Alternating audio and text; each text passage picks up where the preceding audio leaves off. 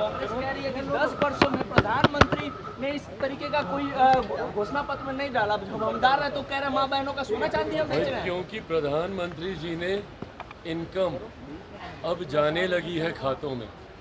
इससे पहले कांग्रेस ये सोच भी नहीं सकती थी, क्योंकि इन्हीं के बड़े नेता का वो बयान, 1 रुपया चलता था तो कितना पैसा पहुंचता था, ये सब जानते हैं कि कांग्रेस के ज़माने में किसी के खाते में कोई पैसा कभी पहुंचा नहीं।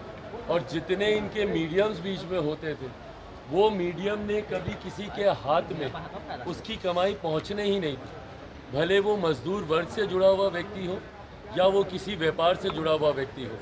ऐसे में आज ये पिछले 10 सालों में हमारे प्रधानमंत्री जी की ही देन है कि भले वो बेनिफिशरीज़ हों, वो लाभार्थी हों, जिनके अकाउंट्स में डायरेक्ट ट्रांसफ़र जा रहे हैं, इन तमाम चीज़ों का प्रबंध अगर किसी ने कराया, अगर ये प्रबंध नहीं होता ना, तो आज की तारीख में कांग्रेस ये सोच भी नहीं पाती। ओवैसी ने तेजस्वी यादव को अपना दूल्हा भाई बताया है, विवादित बयान दिया है।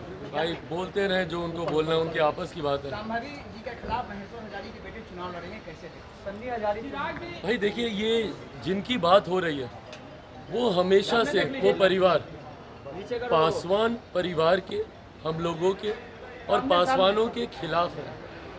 महेश्वर हजारी जी का अगर हम जिक्र करें, ये बात किसी से छुपी नहीं है कि पासवान परिवार को तोड़ने में मेरे नेता आदरणीय रामविलास पासवान जी के निधन के बाद किस तरीके से उनको इनकी एक अहम भूमिका हम लोग के परिवार को तोड़ने में रही। ये वो हैं जिन्होंने हमेशा से पासवानों को किस तरीके से समाप्त किया जाए इसका प्रयास ये करते रहे, और आज पुनः उसी बात का उदाहरण इन्होंने सामने रखा है। आज ये उनकी पार्टी के साथ चुनाव लड़ रहे हैं जिनके घटक दल ने मेरे परिवार को गाली दी। इन्होंने हमेशा से रामविलास पासवान जी के विरुद्ध राजनीति की। 2009 का उदाहरण हम लोग के सामने ही है, किस तरीके से रामचंद्र पासवान जी हमारे चाचा जी के सामने इन्होंने चुनाव लड़ा। तो हमेशा से पासवानों के खिलाफ इनकी सोच रही।